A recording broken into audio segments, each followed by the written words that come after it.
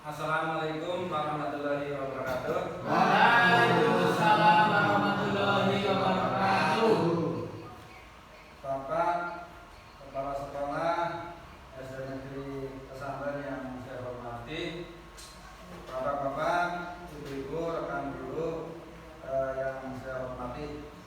Pertama-tama, marilah kita panjatkan puji syukur kehadirat Allah yang telah memberikan kesehatan, umur panjang, sehingga kita masih dapat bertemu dalam acara diseminasi modul 1.4 CGP Angkatan 9 Kabupaten Banyumas. Sholawat serta salam semoga tercurah pada junjungan kita Nabi Muhammad yang kita nantikan selamatnya di yaumul kiamat. Kepada bapak-bapak, ibu-ibu semua, saya aturkan banyak terima kasih karena telah menyempatkan waktunya menghadiri undangan dalam acara ini. Mohon maaf jika nanti dalam pelaksanaan banyak kekurangan dari saya, kiranya dapat dimaklumkan dan mohon maaf yang sebesar-besarnya. Untuk yang pertama, marilah kita buka pertemuan pada hari ini dengan bacaan basmalah bersama. Bismillahirrahmanirrahim. Untuk mengawali sesi yang pertama, karena waktu ini adalah waktunya siang, biasanya kita merasa ngantuk ya. Waktu-waktu jam-jam setelah zuhur itu, jam-jam 1 itu kadang sedang lelah-lelahnya ngantuk. Maka dari itu izinkanlah saya membuat ice breaking. Ice breaking itu agar kita tidak ngantuk. Ice breaking pada kali ini yaitu menyebutkan nama hewan. Nanti urutan menyebutkan nama hewan dari, misalkan yang pertama hewan mawar. Maksudnya kayak gini, tidak saya sebutkan hewan karena nanti siapa tahu nanti yang saya sebutkan bisa untuk jawaban untuk peserta. Jadi saya ibaratkan itu, kasih contoh itu bunga. Bunga mawar berarti huruf yang terakhir itu R. Dan nanti selanjutnya berarti mencari nama Hewan yang bunga yang R, Pak. Maksudnya yang tadi berarti tadi contohnya itu bunga. Nanti untuk kita yang asli tadi contoh. Nanti yang asli itu nama hewan. Persiapan Pak Sapi yang pertama. Bapak Ibu, ampun tegang, ampun kepepet-kepepet. Sing santai mawon cari posisi tengah sing paling kepenak, sing paling santai. Pak Sapi, ayo pertama nama hewan Pak Sapi. nama hewan Pertama itu paling mudah. Gampang. Dom. gajah Gajah berarti H. Pak Yudi harimau. Terus ke Pak Ilham unta. Ya betul. Pelan-pelan saja. Unta, angsa. G. Pak KS. anjing Angsa, anjing. G Pak Budi. gajah Gajah lagi mungkin sekarang ya gajah duduk tambahin K. Ya tidak sama dengan tadi. Yang lain Pak Budi ada G nama apa ibu? Gorila. Ya, gorila. Terus mana telah melakukan main olah. Gorila berarti A. Bunyi ayam. Bola M. Merpati. Merpati ya. Ya. Ikan. Ya. Pintar sekali. Terus lu baca N. Ikan apa N? ikan itu N ya. Naga. Naga betul. Hewan. Walaupun Hewan. naga itu oke. Terima kasih. Tepuk tangan kepada mudah-mudahan dengan menyebutkan nama hewan tadi kita bilang rasa ngantuknya, rasa lelahnya. Kemudian untuk yang berikutnya, marilah kita buat kesepakatan kelas agar acara ini berjalan teratur. Kesepakatan kelas di sini saya sudah membuat, nanti Bapak Ibu jika memungkinkan atau ada yang perlu ditambahkan silakan ditambahkan. Untuk kesepakatan kelas yang pertama, menghadiri kegiatan tepat waktu.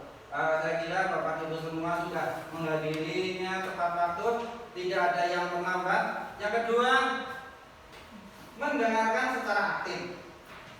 Yang ketiga, berkolaborasi dengan teman sebaya dalam proyek, maksudnya dalam acara ini. Yang keempat, saling menghormati peserta lain. Yang kelima, partisipasi dalam diskusi. Yang keenam, menyelesaikan tugas tepat waktu jika ada tugas. Yang ketujuh, mengikuti instruksi sampai akhir. Mungkin ada yang Bapak Ibu ingin tambahkan. Misalkan jika ada yang mau ke belakang, dipersilakan. Jika ada yang handphonenya yang berdering, ada yang menelpon, silakan diangkat, tapi di luar ruangan mungkin itu, oke? Bapak Ibu, Ya. setuju, oke? Marilah kita lanjutkan yang berikutnya sebelum diseminasi kita mulai. Sebelum saya menampilkan PPT, sebelumnya saya akan membacakan filosofi Ki Hajar Dewantara. Bapak Ki Hajar Dewantara mengajarkan bahwa pendidikan itu suatu tuntunan hidup di dalam hidup tumbuhnya anak-anak. Artinya bahwa hidup tumbuhnya anak itu terletak di luar kecakapan atau kehendak kita kaum pendidik. Anak-anak itu sebagai makhluk manusia dan benda hidup, sehingga mereka hidup dan tumbuh menurut kodratnya sendiri. Pendidik hanya dapat menuntun tumbuh atau hidupnya kekuatan-kekuatan itu agar dapat memperbaiki lakunya, bukan dasarnya hidup dan tumbuhnya itu. Berikutnya, hal ini dianalogikan guru seperti seorang petani. Petani yang menanam padi misalnya hanya dapat menuntun tumbuhnya padi. Ia dapat memperbaiki kondisi tanah, memelihara tanaman padi, memberi pupuk dan air, membasmi hama, ulat-ulat, jamur-jamur yang mengganggu hidup tanaman padi dan lain sebagainya. Meskipun pertumbuhan tanaman dapat diperbaiki, tetapi ia tidak dapat mengganti kodrat padi. Padi tidak bisa diubah menjadi jagung ataupun tanaman lainnya. Begitupun siswa, tidak ada yang dapat mengubah kodrat alam anak karena anak dilahirkan dengan kodratnya masing-masing dan dasar jiwanya masing-masing. Guru hanya dapat menuntun. Bagaimana cara guru menuntun akan membawa pengaruh yang sangat besar terhadap tumbuh kembangnya anak-anak. Dari sebuah tadi paragraf yang saya baca, kira-kira yang di sini diibaratkan sebagai ladang itu untuk kita itu apa? Bapak Ibu ada yang tahu apa mboten? Sekolah nggih? Betul. Ya Pak Budi, 100 untuk Pak Budi. Terima kasih. Untuk ladang, untuk petani, yang di sini diibaratkan petani itu sebenarnya kalau tadi sudah terjawab sekolahan, yang di sini disebutkan sebagai petani itu kalau di sekolahan itu apa? Guru. Ya betul.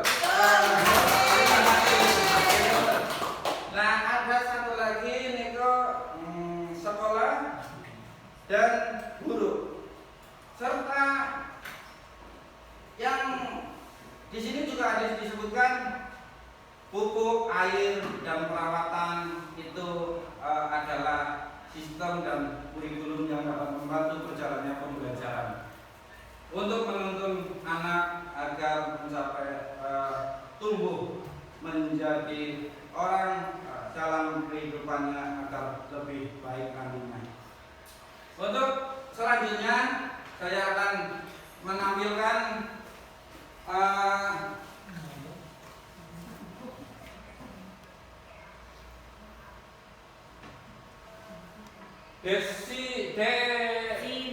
diseminasi atau penindasan modul 1.4 budaya positif. Saya kelas 9 angkatan 9 kelas B dengan fasilitator Ibu Puji Handayani orang Wonogiri ini, terus Bapak Sobirin Selamat yang sering datang ke sekolah kita sebagai pengajar praktik saya. Tutupin om betul? Apa sih tutupin om betul? Tujuan pendidikan ya. Pemikiran Ki Hajar Dewantoro tentang pendidikan yang dapat saya ambil adalah pendidikan dan pengajaran merupakan usaha persiapan dan persediaan untuk segala kepentingan hidup manusia, baik dalam hidup bermasyarakat maupun hidup berbudaya dalam arti yang seluas-luasnya. Yang kedua, Ki Hajar Dewantoro menjelaskan bahwa tujuan pendidikan yaitu menuntun segala kodrat yang ada pada anak-anak agar mereka dapat mencapai keselamatan dan kebahagiaan yang setinggi-tingginya, baik sebagai manusia maupun sebagai anggota masyarakat. Di sini perlu digarisbawahi yaitu Ki Hajar Dewantoro menjelaskan bahwa tujuan pendidikan yaitu menuntun segala kodrat yang ada pada anak. Selanjutnya, untuk budaya positif. Budaya positif di sekolah adalah nilai-nilai dan kebiasaan-kebiasaan di sekolah yang berpihak pada murid agar mereka dapat berkembang menjadi pribadi yang kritis, penuh hormat, bertanggung jawab sesuai tujuan pembelajaran, yakni mewujudkan pembelajaran yang merdeka berprofil pelajar Pancasila. Selanjutnya, konsep utama budaya positif. Yang pertama, perubahan paradigma belajar dan disiplin positif. Yang kedua, teori motivasi, hukuman, penghargaan, dan restitusi. Yang ketiga, keyakinan keras. Yang keempat, kebutuhan dasar manusia. Yang kelima, restitusi. Ada 5 posisi kontrol. Yang keenam, restitusi dengan segitiga restitusi. Mungkin nanti lebih jelasnya nanti akan di slide selanjutnya.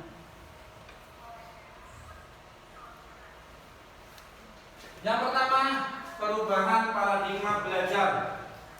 Untuk membangun budaya yang positif, sekolah perlu menyediakan lingkungan positif yang aman dan nyaman agar murid-murid mampu berpikir, bertindak, dan mencipta dengan merdeka, mandiri, penuh tanggung jawab. Karena kalau tidak disediakan lingkungan positif, mustahil murid-murid dapat mampu berpikir dan bertindak dan mencipta dengan merdeka. Yang kedua, pada umumnya disiplin dalam hal ini kontrol guru dalam menghadapi murid. Kegiatan kepalan tangan, saya minta bantuan Pak Budi untuk mempraktekkan kepalan tangan sebagai A. Pak Budi, dibantu saya Pak Budi mempraktekkan kepalan tangan sebagai A. Terus satu lagi Niko, sinten Pak Budi? Mas Yudi. Ayo Mas Yudi. Mas Yudi praktek dengan Pak Budi, manajer kantor Mas Budi. Mas Yudi dan Mas Budi. Mas Budi, Mas Yudi. Nggih. Saya jadi apa? Pak Budi itu sebagai A, mengepakkan tangan. Yudi yang merayu Pak Budi agar membuka tangannya. Isinya apa ini? Isinya itu harta yang paling berharga. Menurut Pak Budi itu apa sih berharga? Mas. Ya, Mas boleh. Masnya mana? Yang jelas isinya bukan istrinya Pak Budi, emas ya. Emas itu sangat berharga untuk Mas Budi, tetapi Mas Yudi sangat membutuhkan. Jika emas itu nanti bisa dibuka, bisa didapatkan oleh Mas Yudi, akan berguna untuk banyak orang. Yang di sini itu akan merasakan manfaatnya dari emas tersebut. Tampani. Mas Budi, silakan nanti mempertahankan emas itu apa bisa kebuka apa tidak dengan rayuan Mas Yudi. Bisa dengan paksaan, bisa dengan membayar, silakan dengan Merayu. merayu. Dibayar. Berani berapa? Merayu. Bayar gombal. Boleh memarahi, boleh dua Pak Budi. 2000. Boleh. Boleh Kak ini dipinjam? Saya sangat membutuhkan ini Pak. Pinjam sebentar lihat. Ini kan milik saya. Tapi kalau digunakan saya bisa bermanfaat untuk semua orang Pak. Daripada di Bapak hanya untuk Bapak sendiri, lebih baik digunakan untuk semua orang. Ya kan harus saja, tidak boleh memaksa. Saya kan tidak masalah. Mohon bantuannya Bapak. Memaksa. Karena ini sangat diperlukan dan membutuhkan. Bagaimana saya Untuk membangun masjid. Tidak boleh. dan tidak bisa. Tolonglah Pak. Apa perlu dengan kekerasan? Sudah tidak bisa Pak. Tolonglah Pak. Melasi Mas Yudi. Ya nanti melasi bagiannya apa? Ya lah Pak. Ya, saya kan Ya, oke. Ya sudah, terima kasih. Silakan duduk, tepuk tangan untuk Pak Budi dan Pak Yudi. Untuk yang berikutnya, ilusi dari tadi yang telah diperagakan oleh Pak Budi dan Mas Yudi, perubahan paradigma teori kontrol dari William Glasser. Ilusi guru mengontrol murid. Pada dasarnya kita tidak dapat memaksa murid untuk berbuat sesuatu jika murid tersebut memilih untuk tidak melakukannya. Seperti tadi Pak Budi, kalau Pak Budi tetap tidak mau membuka, tetap Mas Yudi tidak bisa membuka kepalan tangan tersebut. Ilusi yang kedua, bahwa semua penguatan positif efektif dan bermanfaat. Penguatan positif atau bujukan adalah bentuk-bentuk kontrol. Yang ketiga, ilusi bahwa kritik dan membuat orang merasa bersalah dapat menguatkan karakter. Menggunakan kritik dan rasa bersalah untuk mengontrol murid menuju pada identitas gagal. Ilusi yang keempat, bahwa orang dewasa memiliki hak untuk memaksa. Banyak orang dewasa yang percaya bahwa mereka memiliki tanggung jawab untuk membuat murid-murid berbuat hal-hal tertentu. Berikutnya adalah disiplin positif. Teori kontrol, teori pilihan dari Dr. William Glasser. Untuk yang pertama, walaupun tulisannya agak tidak jelas tapi masih bisa terbaca. Anda tidak bisa mengontrol orang lain, hanya Anda yang bisa mengontrol diri sendiri. Makna disiplin di sini adalah belajar kontrol diri dengan menggali potensi kita agar tercapai tujuan mulia, yaitu sesuatu yang menjadi seseorang yang kita inginkan berdasarkan nilai-nilai yang kita miliki. Berikutnya, semua perilaku memiliki tujuan. Teori motivasi. Yang pertama, untuk menghindari hukuman. Yang kedua, untuk mendapatkan imbalan. Yang ketiga, untuk menghargai diri sendiri. Ini yang ketiga yang paling baik. Untuk berikutnya, model berpikir. Untuk posisi yang 5 posisi kontrol, yaitu penghukum. Bisa dijelaskan lagi, Mas Jaka? Pak, saya baca yang di laptop saja nih Pak. Di situ G daripada yang layar. Untuk 5 posisi kontrol, yang pertama itu sebagai penghukum, yang kedua pembuat rasa bersalah, yang ketiga sebagai teman, yang keempat pemantau, yang kelima manajer. Untuk yang kelima, yang berikutnya 5 kebutuhan dasar manusia. Sebetulnya manusia itu mempunyai 5 kebutuhan dasar. Yang pertama untuk bertahan hidup, yang kedua penguasaan, yang ketiga kasih sayang dan rasa diterima, yang keempat kesenangan, yang kelima kebebasan.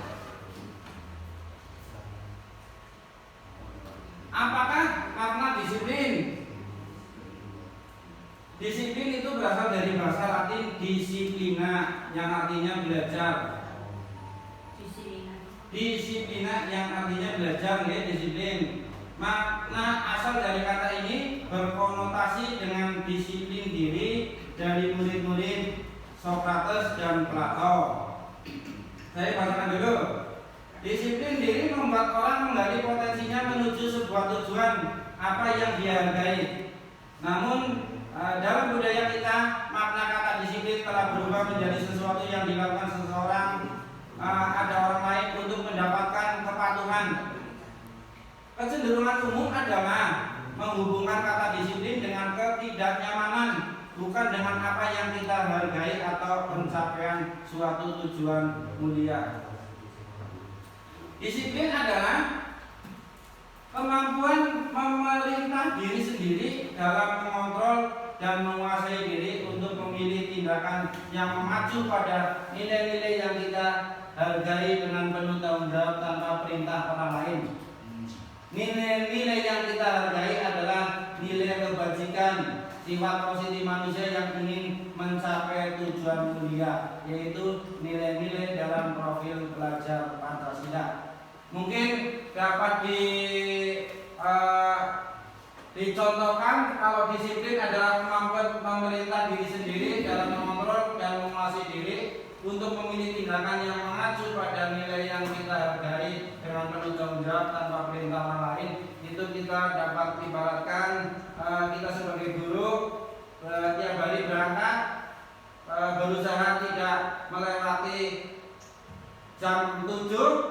Itu adalah merupakan perintah dari diri sendiri. Kita sadar bahwa berangkat sebelum jam 7 itu merupakan tanggung jawab kita masing-masing. Kita memerintahkan diri sendiri dan dapat mengontrol, menguasai diri sendiri untuk memilih tindakan. Beda dengan yang kita berangkat itu berangkat sebelum jam 7 karena kita merasa takut dengan aturan. Itu bukan kontrol dari dalam diri kita sendiri. Tetapi kalau kita sudah bisa ikhlas menjalani tanggung jawab kita, itu adalah merupakan nilai-nilai yang berasal dari dalam diri kita sendiri. Untuk yang keempat adalah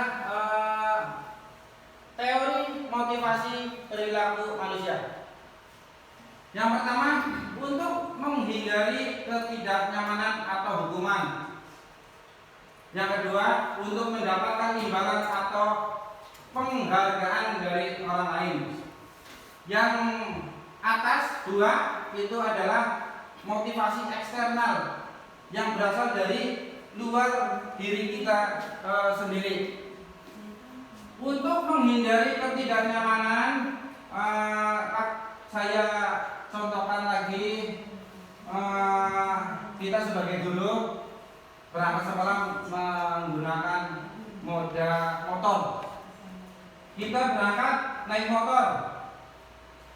Jika kita hanya akan menghindari dari hukuman, menghindari polisi, itu adalah kita sedang bertindak seperti nomor 1 untuk menghindari ketidaknyamanan atau hukuman agar kita tidak dihukum. Yang kedua, untuk mendapatkan imbalan atau penghargaan orang lain. Ya, saya pakai helm biar lebih dihargai orang lain karena saya kelihatan patuh. Yang kedua dan kesatu ini merupakan motivasi eksternal dari luar diri kita. Tetapi untuk yang nomor 3, untuk menjadi orang yang mereka inginkan dan menghargai diri sendiri dengan nilai-nilai yang mereka percaya. Jika nomor 3 sudah dapat kita terapkan, bahwa untuk melaksanakan sesuatu itu adalah timbul dari dalam diri kita sendiri. Kita tahu dengan tidak memakai helm itu keselamatan kita akan terancam. Maka walaupun dekat, rumahnya dekat, tidak melewati pos polisi, tentu saja kita akan selalu memakai helm. Karena motivasi memakai helm itu internal dari dalam diri kita sendiri. Disiplin yang kita laksanakan itu timbul dari dalam diri kita sendiri. Selanjutnya, kebutuhan dasar manusia itu ada 5. Yang pertama, kebutuhan untuk bertahan hidup. Yang kedua, cinta dan kasih sayang. Yang ketiga, kebebasan. Yang keempat, kesenangan. Yang kelima, kekuasaan.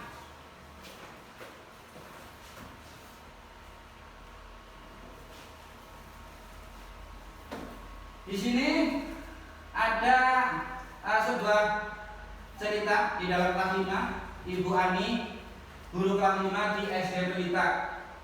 Ia sedang bingung menghadapi pula salah satu murid di kelas yang bernama Agus.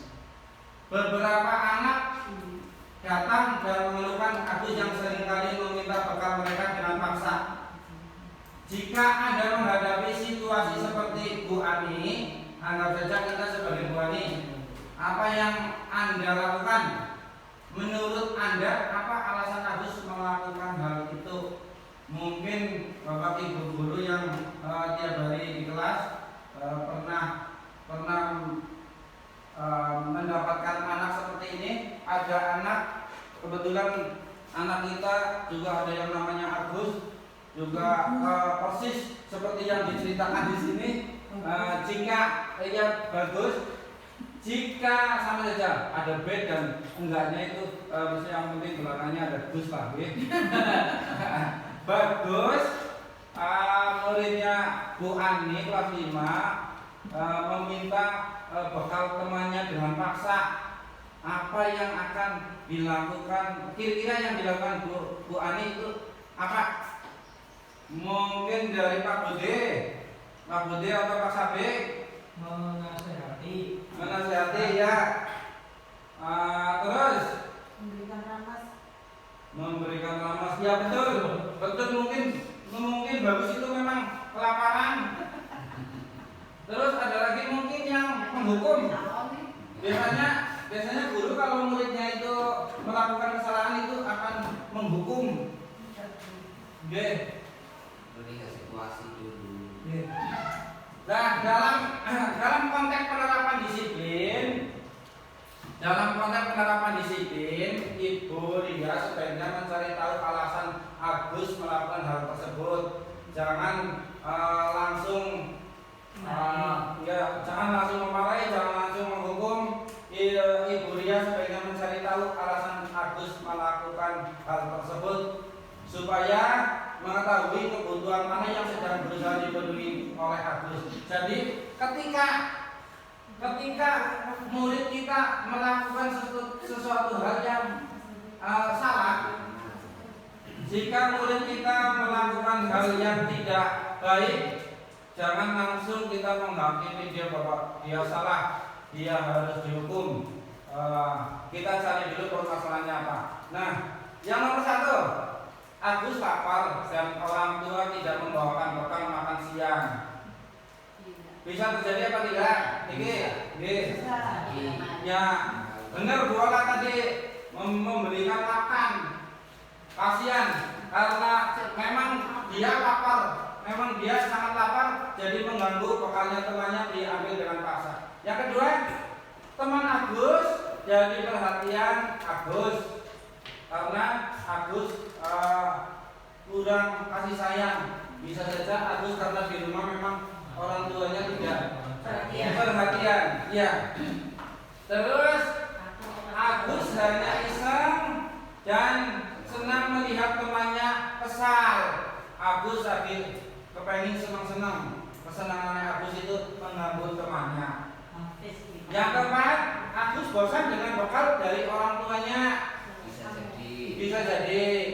Yang kelima, Agus merasa hebat dan temannya jadi takut dan menurutinya. Itu kekuasaan. Agus punya kekuasaan. Kita lihat di slide berikutnya. Ada hukuman, ada konsekuensi dan restitusi. Iva, ini ada hubungannya dengan tadi masih, tapi sekarang Iva kurang menguasai pelajaran matematika, sehingga pada saat pelajaran tersebut berlangsung dia lebih banyak berdiam diri atau menggambar di buku pelajarannya. Pada saat guru matematikanya Pak Seno menanyakan pertanyaan Iva menjadi gugup dan tak sengaja menjatuhkan tasnya dari kursi, serta tiba-tiba menjadi gagap pada saat berupaya menjawab. Seluruh kelas pun tertawa melihat perilaku yang Iva yang bicara tergagap dan terkejut tersebut. Pak Seno pada saat itu membiarkan teman-teman Iva menertawakan Iva yang tergagap dan malu luar biasa. Dan malahan minta Iva untuk maju ke depan dan berdiri di depan kelas sambil menunjuk hidungnya karena tidak bisa menjawab pertanyaan Pak Seno. Kelas semakin gaduh dan anak-anak pun tertawa melihat Iva di depan kelas memegang ujung hidungnya. Sering terjadi seperti ini. Ada anak yang ditanya oleh Pak Guru tidak bisa, terus dihukum, disuruh berdiri di depan kelas. Nomor 1, apakah Anda setuju dengan tindakan Pak Seno terhadap Iva? Tidak. Setuju atau tidak? Tidak. Mengapa? Memberi hukuman dengan kekerasan. Memberi hukuman dalam tadi Pak KS ingin jawab dalam hukuman. Sebetulnya dalam prakteknya hukuman itu tidak dibenarkan. Seluruh hukuman itu di dalam pembelajaran atau di kelas itu tidak dibetulkan, tidak dibenarkan, karena anak akan merasa dendam, akan merasa dipermalukan. Jadi hukuman untuk saat ini sampai berikutnya yang akan datang juga hukuman tidak boleh tidak dilaksanakan karena memang efeknya tidak baik. Yang kedua, tadi betul nomor 1 Pak KS sudah menjawab. Yang kedua, menurut Anda tindakan Pak Seno terhadap Iva adalah sebuah hukuman atau konsekuensi? Hukuman dan konsekuensi itu bedanya apa? Ini dijawab dulu, hukuman atau konsekuensi. Tadi sudah dijawab oleh Pak KS nggih? Hukuman nggih? Nggih. Lanjut, nanti berarti ada perbedaan antara hukuman dan konsekuensi.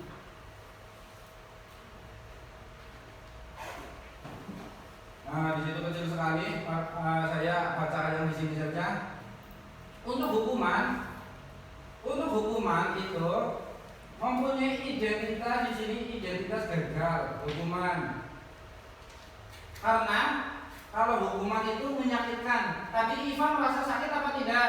Disuruh maju ke depan. Sakit, nggih? Malu. Nggih, malu. Tidak nyaman, disurati teman-temannya, betul atau tidak? Iya. Nggih. Korban tidak mendapat keadilan. Terus murid tersakiti. Tersakiti napa mboten tadi, Pak? Tersakiti. Nggih. Dan selanjutnya.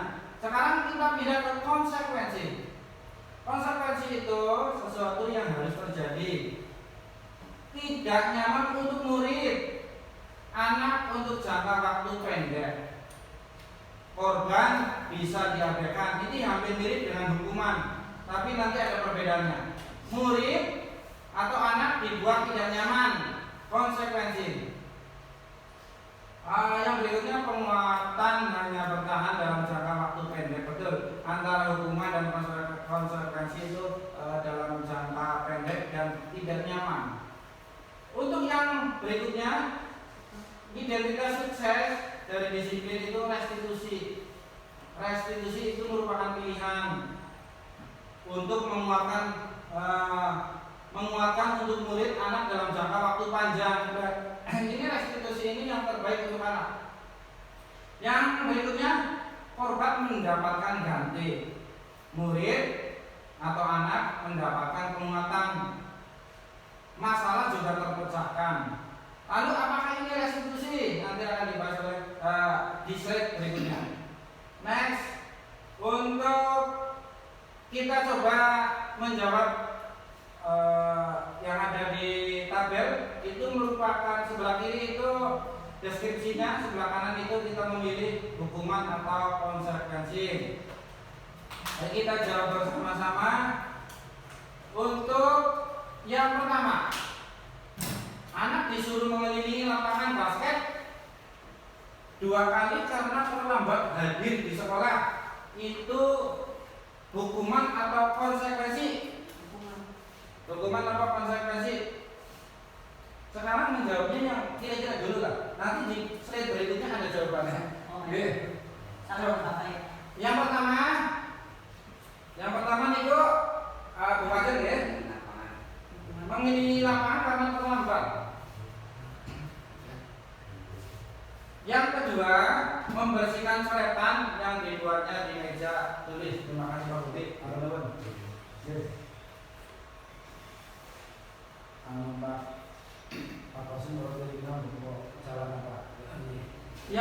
Yang ketiga, murid diminta untuk push up. Nah, coba kita jawab yang sesuai dengan pengetahuan kita dulu, Pak. Coba yang kita jawab bareng-bareng. Anak terlambat. Kita suruh untuk lari keliling lapangan basket 2 kali. Itu menurut kita itu anak dihukum atau sebagai konsekuensi? Hukuman. Hukuman ya? Ya. Sambil ingat-ingat nanti dari tulis untuk yang pertama hukuman. Yang kedua, membersihkan coretan yang dibuatnya di meja tulis. Konsekuensi itu apa saja kok? Pinter-pinter kok. Murid diminta untuk push up. Oh, 15 kali. Hukuman. Karena tidak pakai masker. Nih, itu merupakan hukuman. Yang keempat, menggantikan kertas tugas teman yang telah dicoret-coret. Konsekuensi. Lalu yang ke-5, berjemur di lapangan basket pukul 12 siang karena mengobrol dengan teman. Hukuman. Yang ke-6, murid diminta bertelanjang kaki sepanjang hari karena tidak menggunakan sepatu warna hitam. Sepatunya putih terus bertelanjang kaki seharian. Hukuman ya. Kita lihat jawabannya. Kadang masih agak membingungkan antara hukuman dan konsekuensi.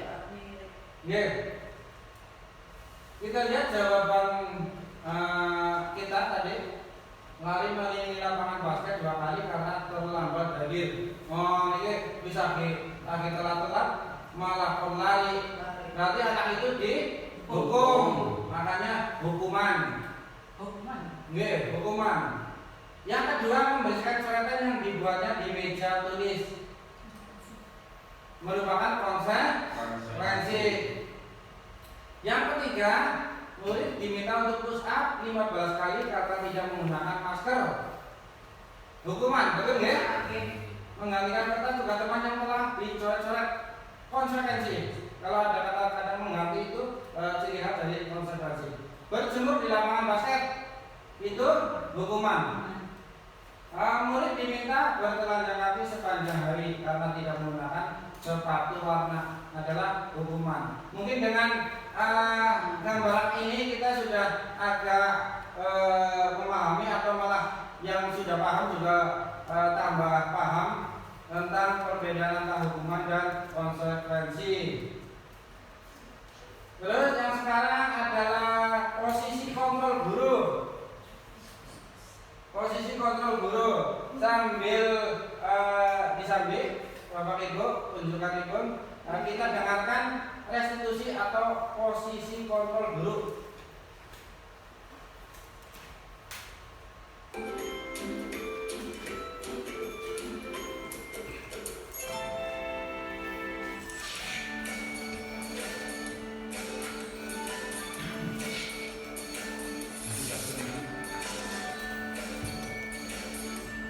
Halo, Bapak Ibu guru jangan Lagi 60 lupa menit ini. video ini akan menampilkan 5 adegan interaksi guru dan murid.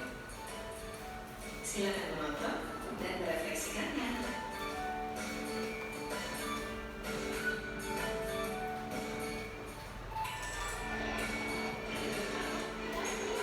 Pagi anak-anak, silakan PR yang kemarin ibu berikan diletakkan di meja. Anton, kamu sudah mengerjakan belum? Belum mengerjakan saya, Bu. Kamu selalu ya mengerjain PR. Sekarang kamu duduk di depan, lalu tulis. Saya berjanji tidak akan mengulangi lagi. Saya berjanji akan berusaha menjadi murid yang rajin belajar sampai pelajaran saya selesai.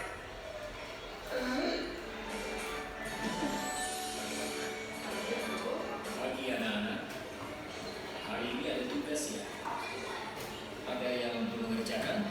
Anton, kamu sudah mengerjakan? Kamu nggak mengerjain tugas ya? Kamu mau jadi apa nanti? Kamu lihat sekolah sih. Coba bayangkan orang tuamu betapa kecewanya sama kamu. Kamu itu sudah kelas 5. Harusnya bertanggung jawab sama dirimu sendiri.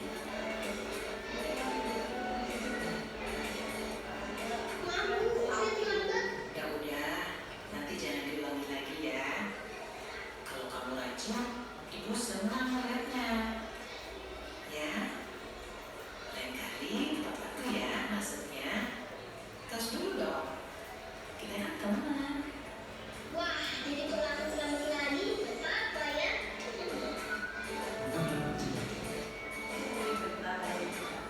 Kamu kok nggak pakai baju olahraga? Bapak catat, kamu sudah 3 kali loh nggak ikut olahraga bulan ini. Iya, Pak.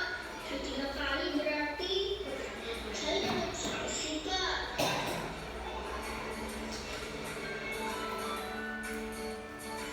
Bu, saya mengumpulkan tugas. Maaf ya, Bu. Saya terlambat mengumpulkan tugas. Kenapa kamu terlambat mengumpulkan tugas? Iya, Bu. Saya kalau sore dari ibu jaga warung. Besok tak kerjain tugas. Kira-kira nih, apa yang bisa kamu perbaiki supaya kamu bisa mengerjakan tugas tepat waktu? Coba, kapan biasanya kamu membantu ibu jualan? Setiap teman sampai jam 8 malam, Bu.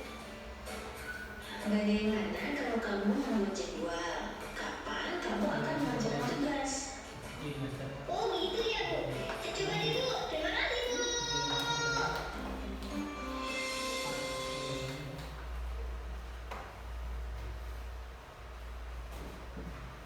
Lihat baiknya. Bapak Ibu, tadi sudah menyaksikan cuplikan video 5 posisi kontrol. Untuk yang pertama tadi itu langsung anak tidak mengerjakan PR seperti anak itu dimarahin deh. Bu guru marah-marah. Untuk yang kedua, membuat anak itu merasa bersalah. Mau jadi apa kamu? Tadi ada kalimat seperti itu. Iya. Di nomor 2, anak akan merasa bersalah. Untuk yang pertama, memarahi anak. Kamu pasti tidak mengerjakan PR. Nah, nomor 1 itu akan cenderung anak itu misalkan patuh juga karena tidak ikhlas hukum. Nah, malah bisa menimbulkan anak dendam karena telah dimarahi oleh gurunya. Yang kedua, membuat anak merasa bersalah. Itu juga tidak baik kita membuat anak merasa bersalah. Yang ketiga, teman. Jika teman itu anak akan nurut kepada hanya dengan guru tersebut. Jika ada guru lain misalkan masuk ke dalam kelasnya, dia akan merasa itu bukan temannya, dia tidak akan menurut.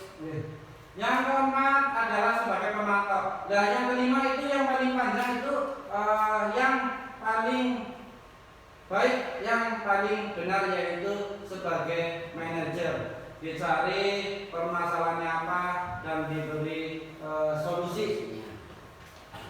Selanjutnya sedikit cerita Bapak Ibu. Dulu saya waktu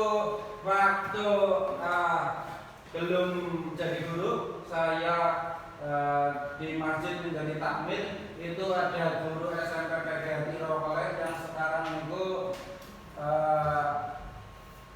sekolahnya di dekat jembatan Jogel itu nanti perlu kita. Gurunya sholat Jumat di tempat saya. Setelah ke garasi mau mengambil motor, dia melihat itu jok motornya sobek. Ada yang menyobek jok motornya. Dia laporan ke takmir, kok orang sini seperti itu, orang lingkungan sini kok nakal-nakal, bisa orang Jumatan, orang beribadah kok joknya disobek. Nah, karena kami merasa tidak tahu, kami menyampaikan tidak tahu dan untuk pertanggungjawaban kami sebagai takmir itu kami sanggup untuk mengganti. Tapi sebelum sampai Pak Tanto, tadinya perjanjian Pak Tanto ganti sarung jok, nanti di ruangnya diganti oleh takmir, tetapi sebelum sampai mengganti jok, Pak Tanto sudah datang lagi ke masjid. Nah, yang melakukan penyobekan itu sebetulnya itu muridnya sendiri. Muridnya pada Jumat pagi Pak Tanto itu habis memarahi anaknya karena membuat kesalahan lalu dihukum. Lalu anak itu dendam dan menyobek jok motor. Ada lagi kejadian menggembeskan ban motor gurunya. Itu semua karena kita dalam menjadikan posisi kontrol sebagai guru itu cenderung sering menghukum. Negatifnya itu, efeknya dari menghukum itu seperti tadi yang saya ceritakan dan memang itu kejadian nyata. Nah, setelah saya belajar ini, oh iya, memang betul kalau anak dihukum. Misalnya padahal untuk kemarin-kemarin yang saya waktu belum ikut CGP itu, saya sering hukum murid misalkan tidak mengerjakan PR, saya suruh saya nulis PR itu kembali 2 kali atau 3 kali agar itu anak itu jerak. Tapi sebetulnya setelah saya mengetahui ini, tindakan itu kurang tepat. Selanjutnya untuk 5 posisi kontrol. 5 posisi kontrol seperti tadi sudah ini yang menghindari hukuman, mengharapkan imbalan, dan menghargai diri sendiri. Tentu yang terbaik adalah yang terakhir, untuk menghargai diri sendiri. Selanjutnya, keyakinan kelas. Keyakinan kelas adalah nilai-nilai kebajikan atau prinsip-prinsip universal yang disepakati bersama secara universal, lepas dari latar belakang suku, negara, bahasa maupun agama. Untuk yang ketujuh ini kita belajar tentang keyakinan kelas. Untuk peraturan, selalu kembalikan buku ke tempatnya. Keyakinan kelas, nilai kebajikan yang dituju, tanggung jawab. Peraturan lagi, dilarang mengganggu orang lain, menghormati orang lain dari diri sendiri. Jadi di sini peraturan yang kalimatnya mengandung kata negatif dilarang. Semua kan dilarang, kebanyakan dilarang. Diganti dengan kalimat negatif, diganti dengan kalimat positif. Contoh untuk yang bawah, dilarang melakukan kekerasan. Itu kita membuat keyakinan kelas, keselamatan dan menghormati orang lain. Jika anak sudah mengutamakan keselamatan, ia tidak akan melakukan kekerasan. Atau jika anak menghormati orang lain, ia juga tidak akan melakukan kekerasan terhadap orang lain. Contoh yang lain, dilarang membuang sampah. Kata dilarang itu menyiratkan ada unsur kata yang negatif, dilarang membuang sampah. Maka untuk keyakinan kelasnya itu lebih baik diganti buanglah sampah pada tempatnya, atau jagalah kebersihan.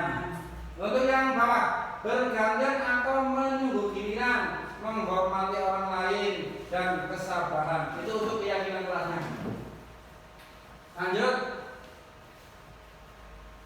Lanjut ke nomor 8, yaitu pengertian restitusi.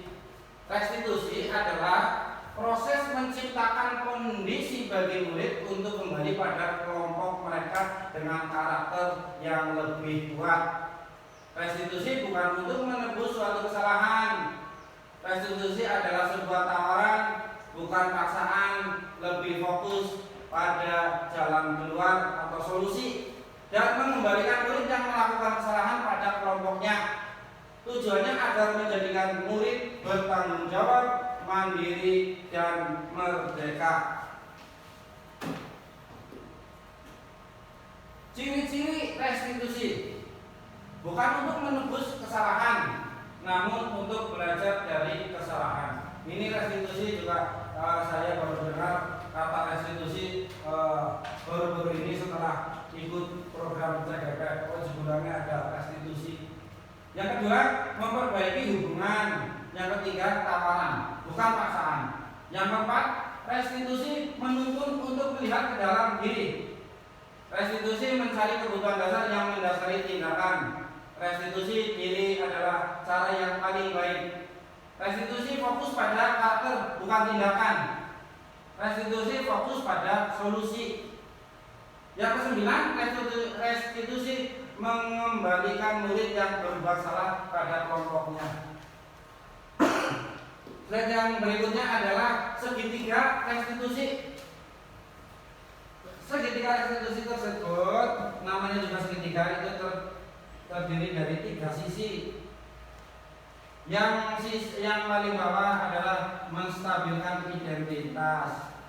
Jadi kalau kita restitusi itu kan untuk anak yang melakukan kesalahan. Jadi ketika kita memanggil anak itu, kita menstabilkan identitasnya. Utarakan kalimat seperti setiap orang pasti pernah melakukan kesalahan. Kamu bukan satu-satunya yang pernah melakukan hal ini. Jadi tidak langsung anaknya datang, kamu kemarin melakukan apa? Kamu tidak baik seperti itu. Kamu melakukan kesalahan. Nah, terus menanyakan keyakinan, nilai-nilai apa yang telah kamu sepakati, yang kamu langgar. kamu ingin menjadi orang seperti apa. Selanjutnya, kamu tentu punya alasan mengapa kamu melakukan hal itu.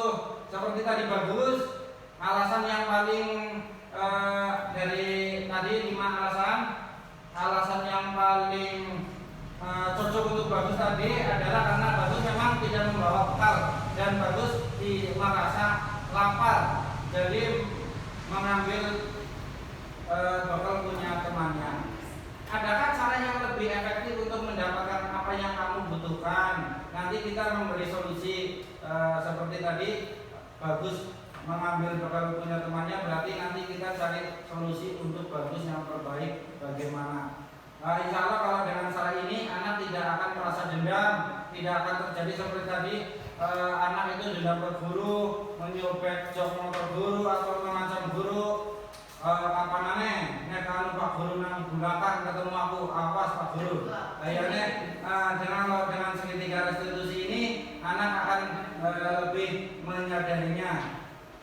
Tahapan restitusi memudahkan guru dalam menerapkan disiplin positif dalam mengatasi permasalahan atau kasus pada murid.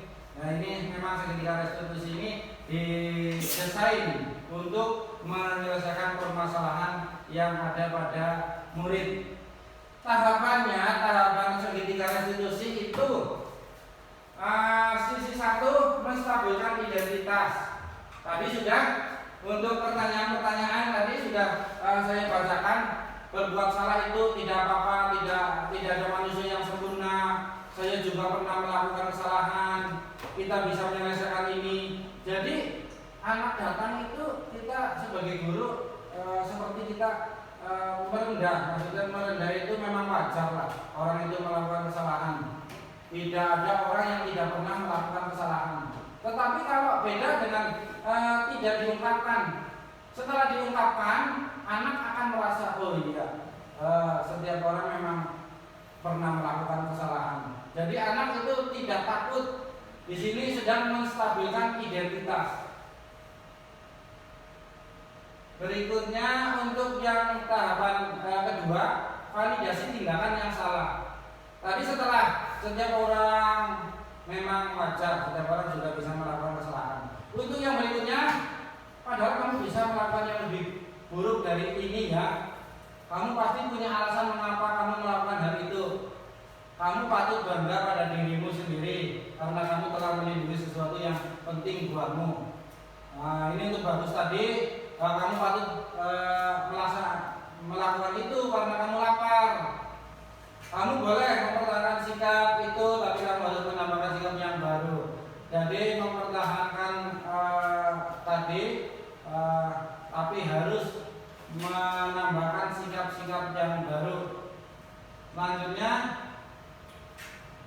sisi ketiga menanyakan keyakinan. Pertanyaan yang bisa digunakan adalah apa yang kita percaya sebagai kelas atau keluarga. Apa nilai-nilai umum yang kita telah sepakati sebelum ini setelah ada kesepakatan kelas yang dibuat di kelas. Tetapi umumnya anak itu melanggar kesepakatan itu. Dan nanti kita sebutkan apa yang kamu langgar dari kesepakatan kelas atau keyakinan kelas tadi. Apa bayangan kita tentang kelas yang ideal? Kamu mau jadi orang yang seperti apa? Untuk lebih jelasnya, perkenankan saya memutar video restitusi yang saya ambil di YouTube. Silakan Bapak Ibu menyimak. Apakah di sini sudah mengandung segitiga restitusi apa belum? Tadi malam saya download di YouTube. Nah.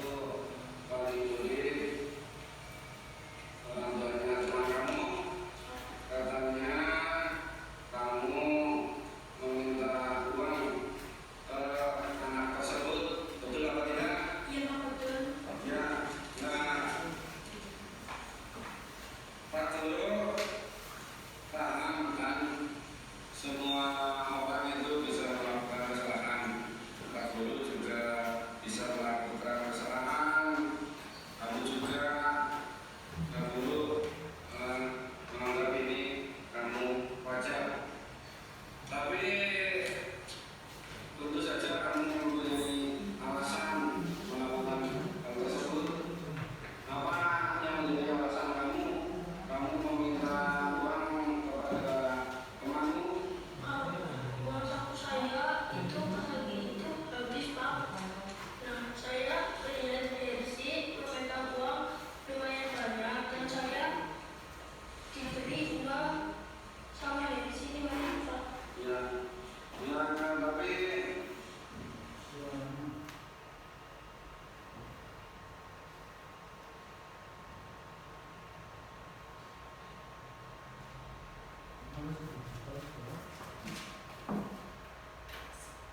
Oh dari YouTube sinyalnya. oh iya, sinyal YouTube ini. Lanjut nggih, lanjut mawon. Kayane pun jelas iki. Nah, niki refleksi dari kesempatan setelah Saya setelah diolok dulu, saya senang karena sudah dimaafkan oleh MC dan permasalahan sudah selesai. Terima kasih. Assalamualaikum warahmatullahi wabarakatuh. Nah, begitu Bapak Ibu. Nggih. Berarti masalahnya sudah selesai dengan solusi. Solusinya itu kemarin saya dengan Fatan itu mendapat solusi seperti ini. Fatan, jika uang satu Fatan itu dihabiskan di istirahat pertama, Fatan akan mencari uang gimana caranya bisa jajan di istirahat kedua. Dia melihat temannya uang sakunya banyak, minta. Kalau tidak ada yang ngasih, agak cenderung malah memaksa. Jadi kemarin kesepakatan kami, saya dengan Fatan itu, Fatan berjanji tidak akan menghabiskan uangnya di istirahat pertama. Jika istirahat pertama habis, Fatan juga akan menahan tidak pengen jajan di istirahat kedua. Fatan menyadari sendiri, alhamdulillah segitiga restitusi dapat dipraktekkan, dijalankan. Fatan tidak merasa dendam ke saya. Malah setelah itu Fatan tetap Fatan dengan Pak Guru, dengan saya tetap hubungannya malah tambah semakin baik, semakin dekat dengan gurunya. Begitu Bapak Ibu. Sekarang saya akan menampilkan slide yang terakhir, yaitu kata-kata kalimat terakhir dari saya. 1, 2, 3. Nah ini Bapak Ibu, terima kasih semuanya dari keluarga besar SD Pesantren. Terima kasih Mas Yudi, terima kasih Pak Budi yang telah datang jauh-jauh dari dunia yuk ke sini, walaupun tidak sampai akhir, tapi terima kasih tadi sudah sempat datang. Terima kasih kepada Bapak Kepala Sekolah yang telah mensupport dan mendukung saya melaksanakan program pembelajaran CGP Pak. Terima kasih, tanpa dukungan Pak Kepala Sekolah akhirnya saya akan kesulitan mengikuti program ini. Terima kasih juga dukungan dari semuanya, Bapak Ibu semua. Saya merasa bangga, merasa bahagia menjadi keluarga SD Pesantren. Karena jika ada kegiatan apa, saya membutuhkan bantuan Bapak Ibu semua, semuanya mendukung. Tidak terkecuali Mas Yudi yang jauh-jauh dari pinggir Banyumas Paliwetan juga mau datang ke sini. Saya cuma kalau bisa datang yuk, ditambahi biar nanti jadi 15 orang. Nah ternyata malah bisa sampai 20 orang ini. Alhamdulillah. Terima kasih. Dari saya mohon maaf segala kekurangan, mohon maaf segala kesalahan. Wassalamualaikum warahmatullahi wabarakatuh. Waalaikumsalam. Kami Bapak, Anda Pak, Bapak, atau Bapak, anu ngendikan apa? Terima kasih. Saya diberi waktu. Iya Pak. Saya hanya ingin bertanya tentang ilusi-ilusi. Aku nggak paham itu tentang ilusi-ilusi yang Pak Imam tampilkan di slide berapa itu diselin. Nggih. Coba Anjir, sama Pak. Iya. Ditampilkan lagi, Pak. Iya, boleh ditampilkan lagi. Lebih sejam enggak? Hah? Nggak bisa sejam apa-apa, jam